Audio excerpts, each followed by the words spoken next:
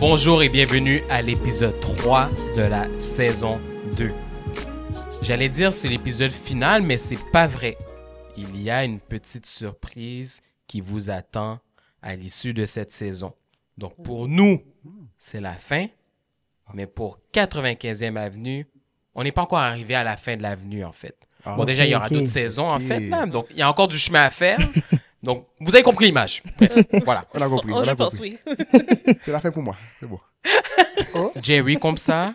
Non. Voyons. Ça, c'est pour la post-production, là. Ah Pas ouais, besoin c'est de ça. faire des- Non. Donc, C'est bon. non, on va rentrer un peu dans le vif du sujet, là. OK. Pour ceux et celles qui ne pensaient pas qu'on était dans le vif du sujet jusqu'ici, là. Bon, vous vous trompez un peu, mais là, on plonge. On plonge, en fait. Et la question est simple, mais qui a beaucoup d'implications. Donc, vraiment, n'hésitez pas à l'aborder de la manière que vous le jugez le plus pertinent pour vous, par rapport à vos expériences, par rapport au point que vous voulez apporter. OK. Je veux mettre deux personnes en comparaison. OK. Je vais mettre un docteur de la loi, un pharisien dans la Bible. Donc, ceux qui connaissaient la loi de Moïse sur le bout de leurs doigts, qui étaient des leaders dans leur communauté, ceux qui avaient les meilleures places dans la synagogue, ceux qu'on appelait rabbis, bref, vous voyez le type. Ouais.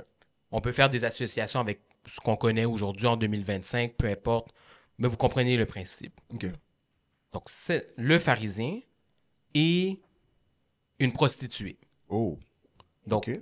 prostituée, j'ai pas besoin de faire de définition là sur ce que ça implique comme mode de vie. En fait, même on pourrait même dire, oui, j'allais faire un parallèle, mais c'est plus un autre exemple qu'un parallèle. Je ne veux pas mettre un avec l'autre. Si on prend des termes 2025, bon, la prostitution existe toujours, mais il y a le concept aussi de que certaines personnes trouvent amoral, etc. Mais là n'est pas moi le but de juger. Je mets juste en exergue, en fait. Disons la personne qui a un compte OnlyFans et qui a du contenu, voilà, etc. Pas besoin d'être explicite ici. Donc, on met cette personne qui a un rang honorable dans la société, que tout le monde aimerait être comme cette personne, etc. Et cette autre personne qui, disons, un peu moins. Qu'on aimerait peut-être être un peu moins, selon nos systèmes de valeurs, etc.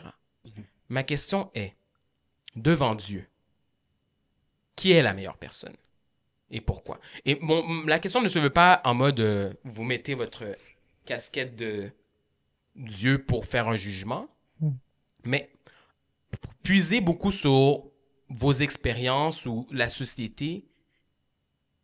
Qu'est-ce qu'on regarde réellement, en fait? Est-ce qu'on regarde à l'image que ces deux personnes projettent, au mode de vie que les deux personnes projettent, aux valeurs que les deux personnes projettent, ou ça va beaucoup plus loin que ça, en fait, et que, au final, les choses sont moins claires qu'on pourrait le penser, selon votre réponse. Peut-être vous allez me dire, c'est carré, Réginald, c'est X, Y, parce que 1, 2, 3, peut-être. Mais je lance la question, parce que c'est encore une question que des gens se posent aujourd'hui. Si on doit faire une hiérarchie, ou à la fin, on a tous le même point de départ, mais pas le même point d'arrivée. OK. Ben moi, je vais commencer pour dire que je ne vais pas commencer.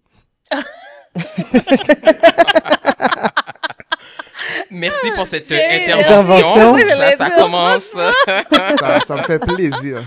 Ça me fait plaisir. Ça me fait vraiment plaisir, guys. Donc, Intéressant. OK. Mais t'as dit que tu veux pas... Avec quelle perspective tu t'as dit qu'on doit y aller? On peut pas y aller avec une perspective théologique ou de Dieu, c'est ça que t'as dit? Non, en On fait, doit y je veux aller pas... avec- Parce que je veux pas vous dire que... En fait, je veux pas que... Moi, si on m'avait posé cette question, je serais comme, mais là, je suis pas Dieu. Je ne connais pas, je sais pas. Je connais pas les intentions. Non. On n'est pas là, OK? Je suis pas en train de... je OK. peux pas juger les cœurs. Allons plus loin, là. Je comprends que c'est la bonne réponse à donner, c'est la réponse humble, etc., que Ouais. machin, on est humain, que je suis pas meilleur que cette personne. Bon, allons plus loin. C'est là où on est. Mais oui, on peut définitivement aborder cette question de manière théologique. OK. OK, donc répète ta question juste pour être sûr. Straight to the point, le pharisien, la Prostituée, prostituée slash OnlyFans. personne qui a un compte OnlyFans, qui est meilleur? C'est ça. Ou comment on peut comparer ces deux personnes s'il y a comparaison à faire? OK. Mais je pense que si on y va rapidement comme ça, on va regarder, pour commencer, l'image de la personne. Fait que, déjà là, ce qu'on va dire, ben, le pharisien, c'est une meilleure personne, on va dire. Parce que, ben, de ce que je vois, je peux répondre sur ce que je vois. Ensuite, là, c'est de voir, après, de pousser à aller plus loin. OK, mais voici telle action, qu'est-ce qu'il fait, pourquoi il est fait, patati patata. Mais à première vue, depuis que quelqu'un agit d'une façon qui va peut-être en dehors un peu de ce que la société veut, automatiquement, on dit que ben, c'est une moins bonne personne. Donc, c'est ce que je pense. Tu as été un peu vite, mais tu as dit un point que j'ai beaucoup aimé. Tu disais que, OK, au premier regard, c'est qu'est-ce qui frappe à l'œil. OK, là, OK, on fait notre analyse, etc. OK. Là, après, tu parlais de tout ce qui est intention, pourquoi elle est faite, les raisons. En quoi c'est important, en fait? Et je peux relancer la balle aussi à tout le monde, là. C'est pourquoi on doit aller dans ce niveau d'analyse. Pourquoi on ne s'arrête pas à ce qui frappe à l'œil, en fait? Oh. Ouais, parce que ce qui frappe à l'œil, c'est une information limitée. En fait, on n'a pas toutes les informations pour porter un jugement qu'on s'arrête uniquement à l'apparence. Quelqu'un pourrait me regarder, moi, et se baser uniquement sur mon apparence, mais pas pouvoir déterminer, je sais pas moi, quelles sont mes positions politiques ou spirituelles, ou est-ce que je suis végétarienne ou est-ce que... Il n'y a pas grand-chose sur mon apparence qui va vous l'indiquer, qui va indiquer ces réponses-là. Donc, l'apparence nous donne des premières impressions, nous donne des indices, mais ne donne pas tout. Donc, on ne peut pas juste porter un jugement basé uniquement là-dessus. Bien sûr, ça, comme je dis, ça nous donne quelques indices. Donc, on peut pas non plus faire fi de l'apparence comme complètement.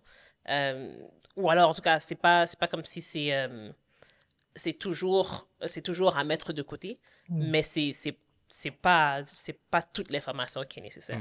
Puis pour répondre à ta question, si on fait juste regarder, disons, au point de vue de la profession des deux individus dont tu as donné l'exemple, tu vas dire que si on parle d'un point de vue moral, il y en a un qui a des valeurs un peu plus élevées que d'autres. On parle de quelqu'un qui étudie littéralement des livres sacrés versus quelqu'un qui fait des transactions avec du contenu explicite.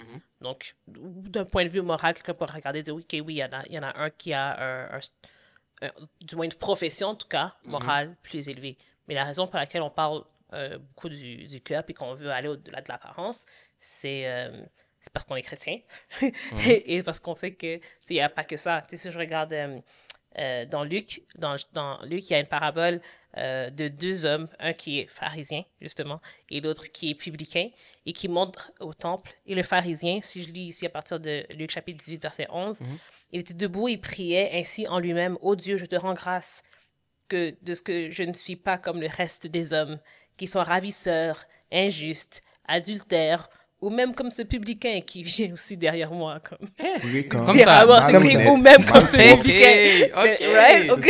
Exactement. Moi, je suis bon. Je jeûne 2 fois la semaine. Je donne la dîme de tous mes revenus. Je mange mes 10% de fruits et légumes, peu importe. Je suis propre, mal propre. Ma chambre est toujours rangée. Mais le publicain, se tenant à distance, n'osait même pas lever les yeux au ciel et se frappait la poitrine en disant « Ô Dieu, sois apaisé envers moi qui suis un pécheur. » Et c'est Jésus qui parle et qui dit « Je vous le dis, celui-ci descendit dans sa maison justifié plutôt que l'autre, car quiconque s'élève sera abaissé et celui qui s'abaisse sera élevé. » Donc, Jésus, lui, nous montre que encore une fois, c'est l'exemple parfait. Et Jésus, lui, nous montre qu'il ne faut pas se limiter à l'apparence, il ne faut pas se limiter au titre, parce que c'est pas ça qui va nous accorder intrinsèquement de la valeur aux yeux de Dieu. L'exemple était bon. J'avais pas pensé à ça, mais vraiment, mais ce que vous avez dit, j'avais pas pensé la réponse sous cet angle-là. C'est pour ça que je suis content de ne pas avoir commencé la réponse tellement. Wow! Mais tout ça pour dire que ce que j'allais dire, c'est qu'il y a un texte biblique qui dit « Quoi donc, sommes-nous plus excellents? Nullement. Car nous avons déjà prouvé que tous, juifs et grecs, sont sous l'empire du péché. Car il est écrit, il n'y a point de juste, pas même un seul. Nul n'est intelligent, nul ne cherche Dieu. Tous sont égarés, tous sont pervertis. Il n'en est aucun qui fasse le bien, pas même un seul. » Puis l'idée, c'est de montrer que, aux yeux de Dieu, peu importe parce que quand on compare, on essaie de voir la hiérarchie à l'intérieur des types de péchés. Puis quand on s'attache à l'apparence, on aura tendance à valoriser, mettons, les pharisiens par-dessus la OnlyFans, peu importe là. Donc, comment je pourrais dire ça là? Je sais pas s'il y a un terme. Je sais pas s'il y a une étiquette là, quelqu'un qui fait du OnlyFans, est-ce qu'elle est OnlyFans? Bref. Mais la personne qui fait ça, mais aux yeux de Dieu, un péché, c'est un péché. Puis vraiment, peu importe le type de péché, qu'elle soit publique, qu'elle soit visible ou qu'elle ne le soit pas, qu'elle soit publique ou privée, qu'elle soit, peu importe le type, mais la Bible nous montre que, je pense qu'il y a même un texte qui dit, si tu commets en tout cas, l'un de ces petits péchés. Celui qui a fait un péché, il a tous enfreint. Il a tous enfreint, exactement. Ouais. Comme si la valeur du péché que tu as commis, ou le degré, ou le style, ou le type de péché n'a pas, pour l'être humain, on va accorder une proportionnalité de la peine ou du châtiment par rapport à la proportionnalité, au type de péché. Mais aux yeux de Dieu, depuis que tu n'as pas commis un bien, peu importe t'es qui, t'as pas commis un bien. Le statut est le même. Fait que le pharisien, puisque nous, on frappe à ce qui est aux yeux, mais Dieu regarde au cœur, ce que Dieu nous dit, c'est que moi, je vois que ce soit le pharisien, dans son orgueil, comme tu l'as bien mentionné, ou que ce soit la prostituée dans le fait qu'elle ne respecte pas un des 10 commandements, peu importe, ou la clientèle de je sais pas trop quoi, de la plateforme. Mais pour Dieu, le péché, c'est un péché. Puis il y a un texte qui dit que Dieu ne fait exception de personne. Donc, ça veut dire que Dieu va tout voir. Nous, on reste à ce qu'on voit. Fait qu'on ne voit pas le pharisien, c'est parce qu'on ne le voit pas. C'est pour ça, comme tu l'as dit, c'est parce qu'on ne le voit pas, son péché à lui. Parce qu'il le masque ou quoi que ce soit. L'autre, on le voit, c'est flagrant. Mais Dieu, il voit tout. Tu vois? Donc, c'est pour ça que nous, on ne peut pas juger parce qu'on est limité sous l'apparence. Ouais. Mais Dieu, lui, il est capable de voir plus loin. Tu vois? Donc, c'est vraiment... c'est ce que je pense que c'est ça. Tandis que, mais par contre, nous, est-ce que... Puis moi, c'est ce que je me demande. Est-ce que nous, êtres humains, on devrait faire ça aussi? Tu sais, par exemple, est-ce que... je sais pas, est-ce que... Tu sais, admettons, au niveau de justice, par exemple, on est d'accord pour dire que quelqu'un qui a volé une barre de chocolat, c'est pas le même niveau que quelqu'un qui a fraudé... je sais pas moi, tous les investissements d'une personne qui a mis pour sa retraite, là, qui a 10 milliards. Là. C'était tellement enragé, cette histoire-là. Mais, tu sais, Bernard Madoff, on va dire, je pense pas qu'il m'entend là sur YouTube, là, mais, tu vois, je veux dire, pour nous, ça semble évident, là, que ça fait pas la même chose, là. Tu sais, ton petit chocolat au Dollarama, là, c'est comme, ok, là, c'est 82 sous, là, plus taxe, là, mais l'autre, là, 10 millions, là. C'est 92. Ça a monté à 92, oh, gros volet! Si t'as volé un chocolat Dollarama, gros volet! T'as volé beaucoup, là. Non, mais tu sais, tout ça pour dire que, il me semble que c'est logique que ça ne devrait pas avoir le même statut, mais pour Dieu, ça a le même statut. Puis c'est ça qui est difficile à concevoir. Tu vois? Comme on dit, les pensées de Dieu sont impénétrables. Moi, c'est comme ça que je le vois. Bon, en tout cas. De ce que je comprends de l'intervention, de vos deux interventions, il y a quand même un point zéro, en fait. Et le contraste entre le publicain et le pharisien est quand même frappant. Il y en a un qui reconnaît qu'il a une distance avec Dieu et qui doit bridge that gap, versus l'autre qui est comme Dieu, j'ai pas besoin de toi. En fait, je te rends gloire, mais dans les faits, ça vient de moi. Hein? C'est juste que là, je suis dans le temps, faut que je prie, machin. Tandis que l'autre est comme, et je reconnais, on parlait dans les épisodes précédents qu'on est pécheur. Lui est comme, on dirait que plus, dans mon expérience personnelle, c'est plus on apprend à connaître Dieu, plus on réalise qu'on est pécheur. Ouais, tout à fait. Exact. Et je trouve dans le publicain-là, c'est une magnifique expérience, c'est que vraiment, il va à Dieu comme il est, en fait. Et il n'a pas peur de dire ce qu'il est ou ce qu'il n'est pas. Versus le pharisien se réfugie dans le peu de bien qu'il a, mais sans demander à Dieu, mais qu'est-ce que tu as pour moi? Est-ce que tu as davantage en réserve ou cette vie-là va juste stagner à cette gloire de surface, en fait?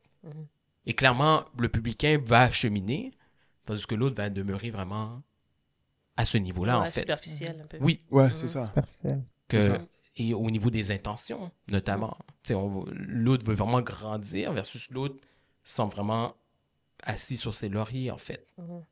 Puis ça revient un peu à ce qu'on disait dans un des épisodes précédents, qu'on a parlé de repentance. On a approché le fait que, oui, Dieu ne nous tient pas rigueur ou ne tient pas compte du fait que de notre temps d'ignorance et du fait que, bon, il y a certaines choses qu'on ne sait pas, et donc il peut nous pardonner ces choses. Mais dès qu'on sait qu'on a besoin d'un sauveur, puis dès qu'on sait qu'on est pécheur et qu'on reconnaît notre nature, on devrait avoir conscience du fait que on a besoin de se repentir, on a besoin d'un rédempteur, il faut qu'on vienne à Dieu avec humilité. Puis dans la parabole qu'on a lue, on voit que c'est clairement pas le cas de ce pharisien, que lui, il est passé vraiment à côté de la plaque. Là. Mais avec tout ce qu'on dit en ce moment, selon vous, est-ce que c'est important? Est-ce que l'intention derrière nos actions a une importance? À quel point c'est important, l'intention derrière nos actions, à quel point c'est important, selon vous? Moi, je pense que c'est important, mais en même temps, c'est pas le end-all, be-all. Parce qu'il y a un proverbe qui dit, je pense que c'est en anglais, je connais pas la traduction française là, mais The road to hell is paved with good intentions. C'est ça que ça L'enfer dit. est pavé de bonnes intentions. La route vers l'enfer.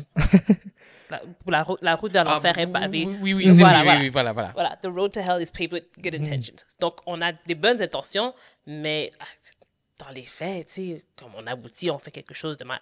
Comme si je retourne à la Bible, l'apôtre Paul, qui s'appelait Saul avant, avait un cœur très sincère. Pour lui, ceux qui croyaient en Christ, c'était des rebelles, c'était des hérétiques, c'était un peuple à exterminer. Et il ne le faisait pas parce que il déteste Jésus ou parce qu'il déteste la vérité, mais parce qu'il dit, parce que pour lui, c'est ça qui est droit, c'est ça qui est vrai, c'est qu'on doit, parce que Jésus n'est pas le Fils de Dieu, puis il faut s'en tenir à ce que dit la Torah, peu importe.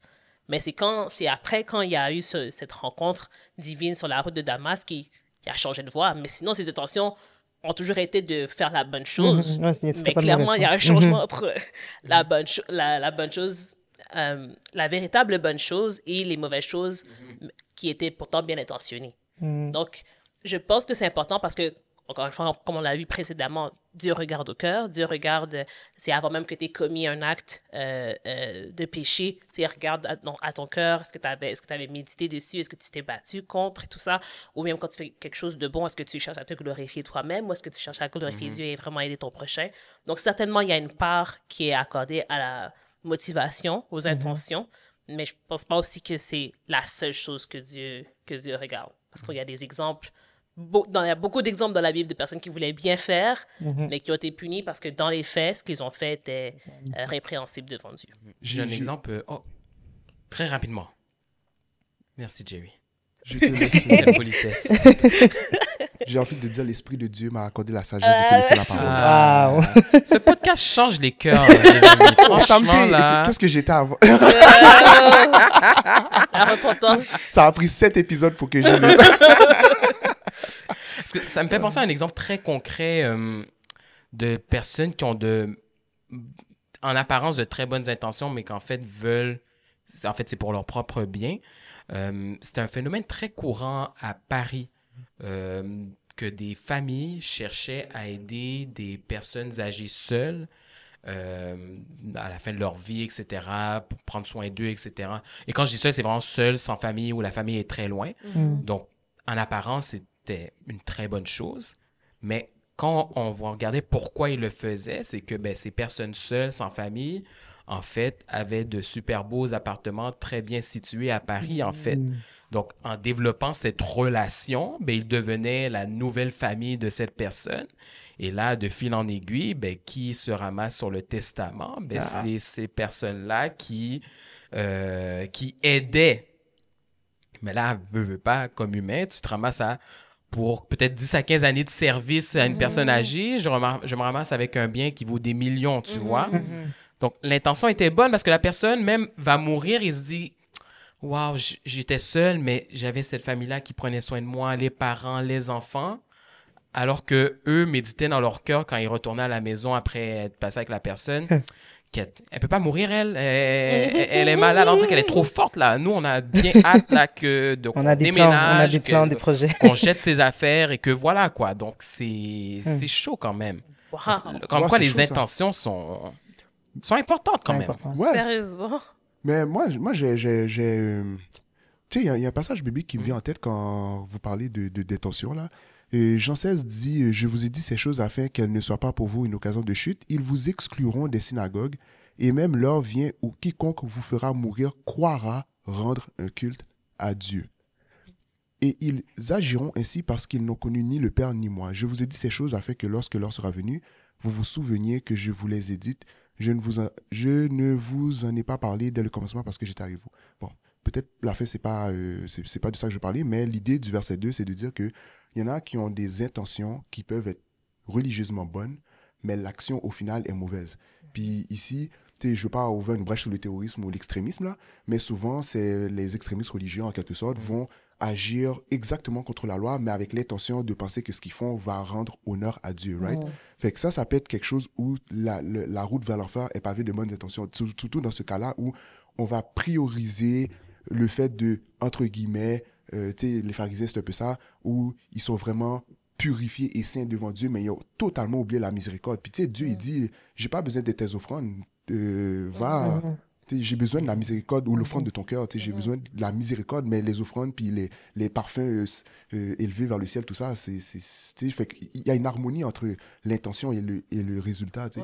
Si on fait juste couper les deux, ça peut être mortifère. Puis un autre exemple que je vais prendre, puis je ne vais pas ouvrir la parenthèse, puis je ne vais pas rentrer dans ce débat-là, là, mais ça pourrait être un débat, puis j'invite les gens qui nous écoutent à réfléchir là-dessus.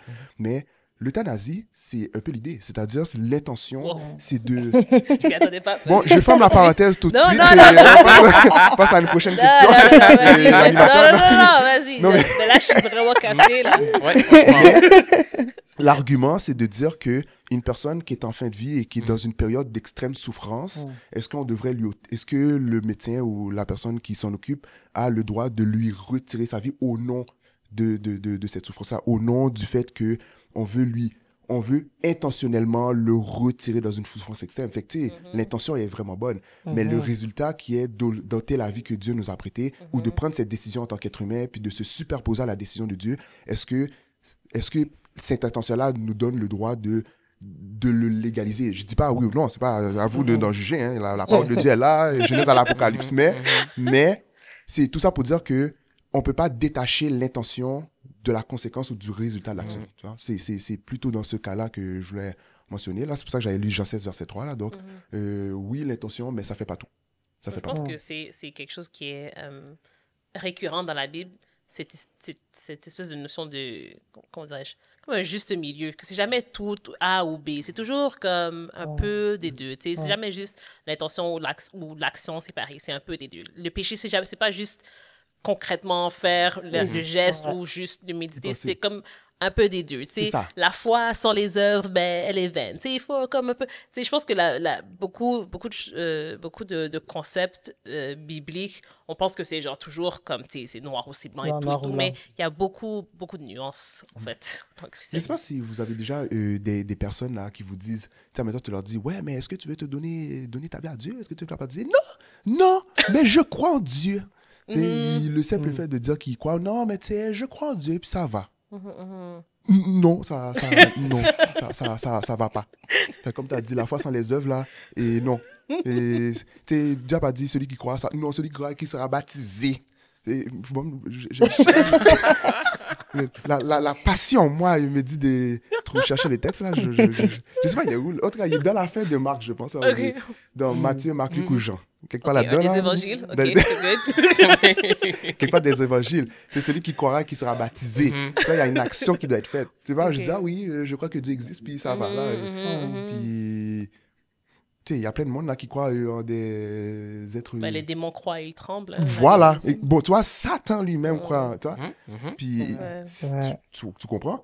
Puis en plus, Satan, non seulement il croit, mais il était à côté de Dieu. Moi, je peux faire mon fréquent là, puis ça, là, moi je crois plus que... Non, tu peux pas juste te contenter de croire. Tu vois, fait qu'il y a des actions qui viennent, puis l'intention ne justifie pas, n'est pas suffisant pour dire que, voilà, je suis correct là. Ma paix, ma conscience est en paix, tu vois. Non, c'était bien. En tout cas, vous avez amené de bons points. Honnêtement, je pense qu'au début, en posant la question, je pense que il y a une réponse qui est faite, puis là, vous m'avez amené à réaliser que non, dans le fond, c'est pas nécessairement noir ou blanc, justement, dans une question comme ça. Donc, non, ça m'a amené, en tout cas, à une autre sphère, je vais dire, de la question. Si, exemple, on fait une bonne action, mais avec, comment je pourrais dire, des raisons, je vais dire, égoïstes, est-ce que c'est mauvais? Donc, je vais donner un exemple pour mieux expliquer. Donc, par exemple, si il y a un chirurgien qui travaille, mais il doit opérer sur un patient, s'il opère par compassion ou s'il opère tout simplement parce que ben, c'est son gagne-pain. Est-ce que une des intentions fait de lui une mauvaise personne? Oh, c'est une bonne question. Je sais pas si on comprend. Ouais, je te Mais suis, je te la suis. question, Est-ce c'est de que- savoir si on lui ôte son gagne-pain. Tu sais, c'est comme, s'il le fait pour son gagne-pain, cela suppose que si le gagne-pain n'est pas là, il l'aurait laissé mourir comme ça. Fait que, tu sais, j'ai du peine à croire que dans le fait de faire quelque chose pour son gagne-pain, il y a de la compassion, il y a de la bienveillance là-dedans. Tu sais, Puis j'ai l'impression que si tu fais un acte sans avoir forcément cet amour du prochain, tu sais, tu as fait l'acte pas par amour pour du prochain, mais pour l'amour de l'argent, genre. Tu vois? Fait que si je te retire cet argent, est-ce qu'il reste encore assez d'amour du prochain pour dire, OK, j'ai Ok.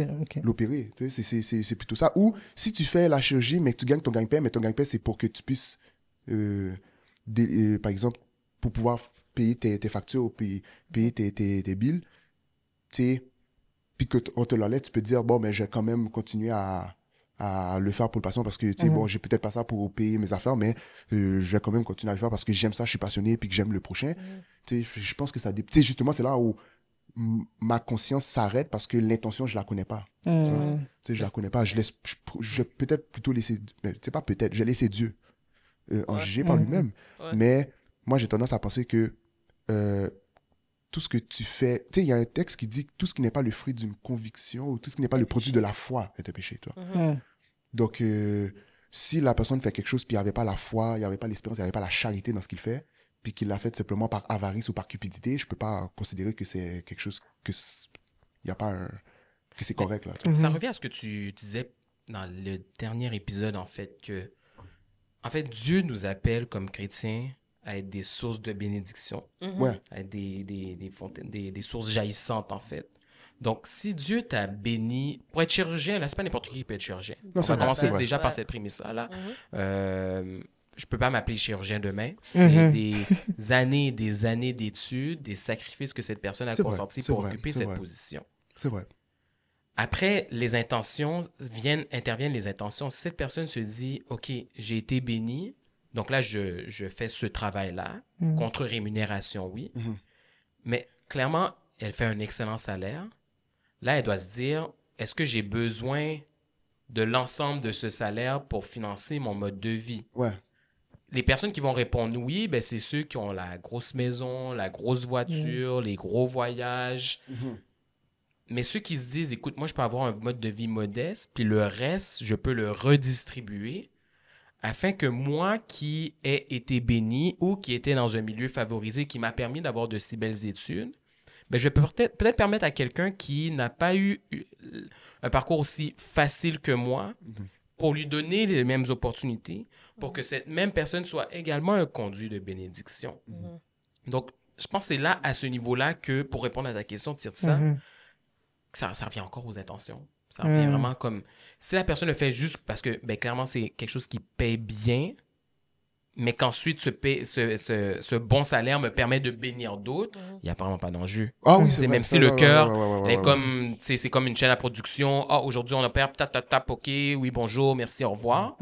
Mais si c'est vraiment, vraiment machinal, parce que, en fait, cette personne est en train d'opérer, mais pense juste au cash et pense juste à ce qu'elle a, ses possessions matérielles, mais comme Sarah l'a si bien dit, le cœur n'est pas là. Les actions en apparence sont très bonnes. Les chirurgiens ont c'est un limite pharisien, limite, là. Aujourd'hui, les docteurs dans la Dans la société, médecine, là, ouais. voilà. Ouais. Donc, c'est comme, oh, wow, vous êtes chirurgien, ok, vous sauvez des vies. Là, ils vont dire, oui, Ben oui. bien sûr, mais dans leur tête, c'est comme, non, je le fais pour le cash, tu vois. Ça fonctionne pas, quoi. Ça fonctionne pas. Juste avant, je sais que vous voulez parler, là. Donc, juste deux petits trucs pendant que tu me dis ça me fait penser. Tu sais, il y a des faussaires, tu sais, des chirurgiens. Tu sais, admettons, moi, j'avais vu dans un documentaire comment des chirurgiens qui voulaient opérer, mais ils voulaient tellement opérer pour l'argent, puis le famous, on va dire, pour pour la popularité, le statut social et tout, qu'ils avaient ouvert des cliniques de chirurgie plastique. Puis, ils avaient ouvert des Instagram, tu sais, des comptes Instagram, des comptes TikTok. Et puis, dans ces comptes-là, ils disaient venir, tu sais, ils avaient toute une bonne réputation. Mais quand tu regardais ce qu'ils avaient fait par la suite, mais ils avaient botché la personne, là. Oui. Ils avaient botché la personne, là.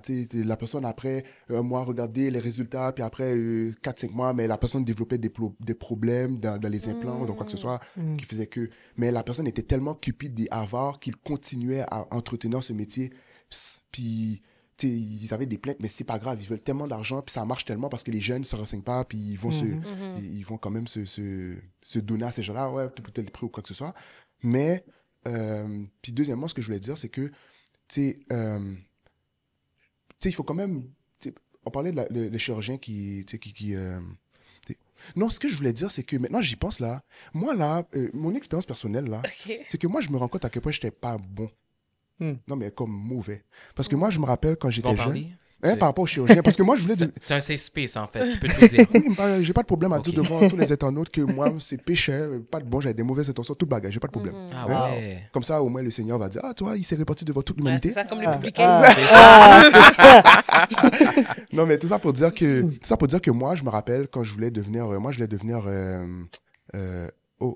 ophtalmologue. Donc, pour les yeux, là, opticien. Ophtalmologiste. Je voulais devenir ophtalmologiste. Oui. Mais moi, là, les yeux, là, ça me disait rien, là. C'est même pas comme si je voulais réparer des yeux. Pourquoi à 12 ans, je voulais réparer des yeux? Parce que tu portes des lunettes? J'ai porté des lunettes à 20 ans. Oh. Donc, j'aurais dû m'occuper de ça à 12 ans. Mais c'est à cause que moi, j'avais été sur le site. Tu sais, quand tu cherches une carrière, là, Ouais. puis j'avais été sur le site, puis là, tu vas classer par salaire. Puis là, j'ai vu, oh, ophtalmologie, ça donne tout ce comme là. J'ai dit, oh oui, mamie, je vais devenir ça dans la vie. Maman voulait que je devienne pasteur, là. J'ai dit, je vais pas devenir pasteur parce que j'ai regardé dans toute la liste, là. L'affaire est bas. J'ai dit, oui! J'ai dit, j'ai dit ophtalmologiste. Mais tu vois que... Là, t'es ni l'un ni l'autre. Quand tu sors cette affaire comme Non ça... seulement je porte des lunettes, mais je parle de l'évangile dans un podcast. Ok, quand même. Les deux, t'es pas l'un, t'es pas l'autre. Je suis les deux, mais pas trop accompli, on va dire. À moitié accompli dans les deux, tu vois. Mais tout ça pour dire que moi, je regardais le salaire. Tu sais, je regardais pas le fait qu'il y a des gens qui avaient besoin d'une bonne vision. Tu sais, j'ai pas été comme Jésus pour dire, OK, toi, t'es aveugle, je vais de mettre la boule dans les yeux. C'est même pas ça qui m'intéressait, là. Tu sais, moi, c'était juste l'argent. Money, make it rain. Ophtalmologie, ça donne de l'argent, tu vois. Fait que, Dieu merci, il m'a pas amené là parce que j'avais pas de bonnes intentions, mais T'aurais pété les yeux des gens, en fait. tu sais, occasion de chute, j'aurais raché l'œil, puis j'aurais raché l'autre. Mais c'est Dieu qui dit, c'est correct. Oui, c'est vrai, c'est Dieu qui a dit, fait que j'aurais pu être ophtalmologiste de cette manière-là, tu vois. Mais tout ça pour dire que... Mais il y a un point que je trouve très intéressant, c'est le fait que même si on n'a pas forcément l'intention la plus juste, la plus honorable, mais Dieu nous demande d'obéir quand même. Ouais. Donc, il nous demande d'obéir à sa parole. Je pense que dans une discussion, on avait déjà parlé du fait qu'il y a... même que t'as pas la volonté, mais si t'obéis, c'est mieux que la personne qui a la volonté, mais qui obéit pas. Ouais, voilà. Right? Mais dans la Bible, il y a l'histoire là, des deux fils, je crois. Exact. C'est ça, hein, c'est les deux fils? Ouais, Une exactement. parabole. Ouais. C'est la Putain. parabole des deux fils que le père avait demandé de travailler dans son champ. Oui, c'est ça, Et c'est le ça. premier a dit, oui, pas de problème, je vais t'aider, papa. Puis, je sais pas s'il a oublié, mais il n'est jamais allé travailler. Et le deuxième a dit, non, ça me tente vraiment pas, mais pas du tout. Mais au final, il est allé travailler. Puis c'est le deuxième qu'on dit qui a vraiment fait la volonté de C'est son ça, père. exactement. Donc, tu sais, il n'y avait pas l'intention et pourtant, il a obéi, tu vois. Après, on a pu dire, il n'y avait pas l'intention, non, tu sais, mais Dieu, donc, c'est ce que je voulais dire, là. Ça me fait penser à une image que j'ai vue qui m'a vraiment, vraiment frappé. Donc, la réponse est très simple. Donc, c'est vraiment... voilà. Qu'est-ce qui est plus dangereux?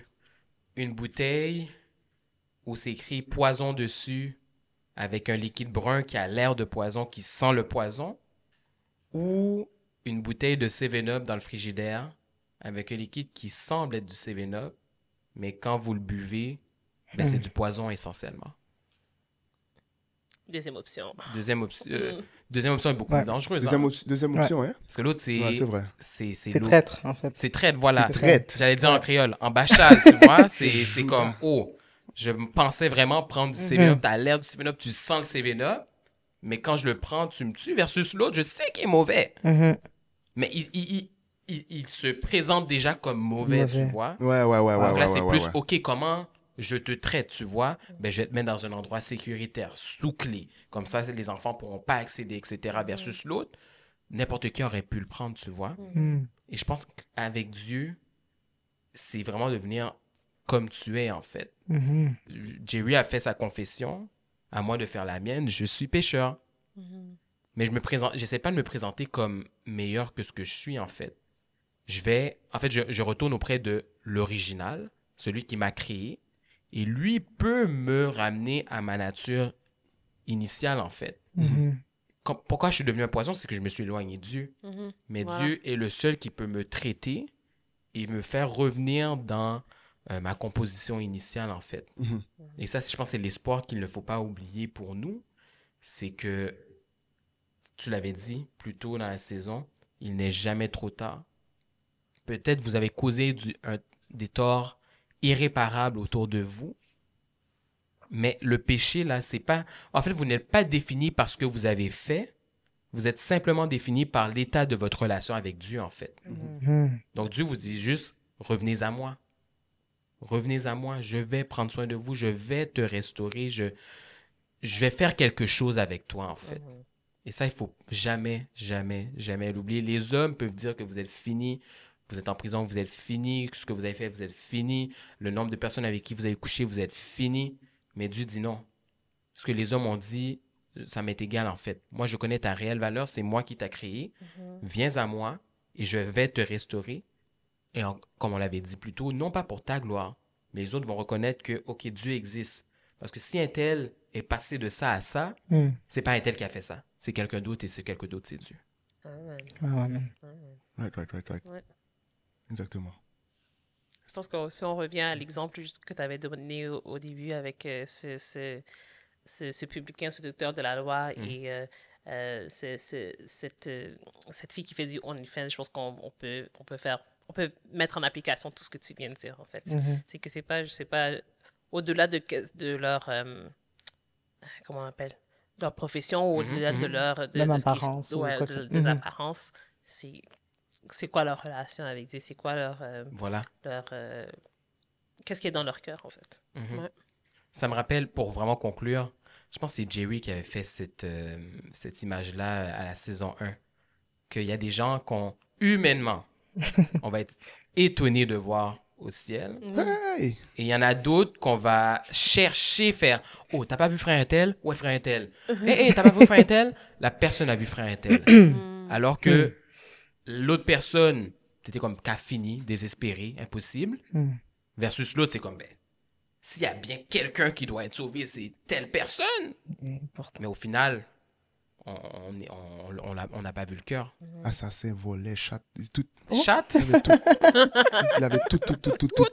Il avait tout. Ça, ben, c'est bien dit. C'est toutes les péchés, puis l'autre avait toute la bonne volonté du cœur. Donc, comme tu l'as dit,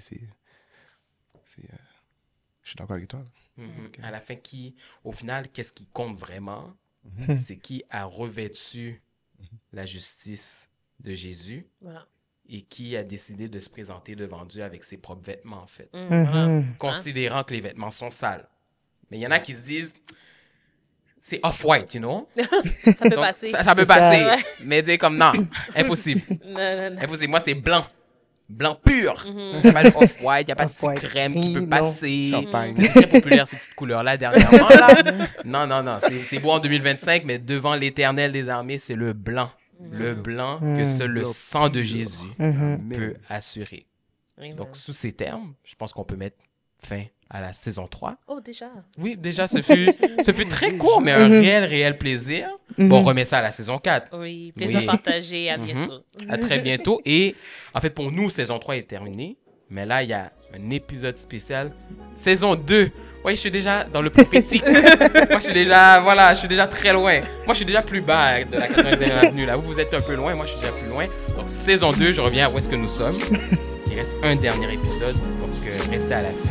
Salut.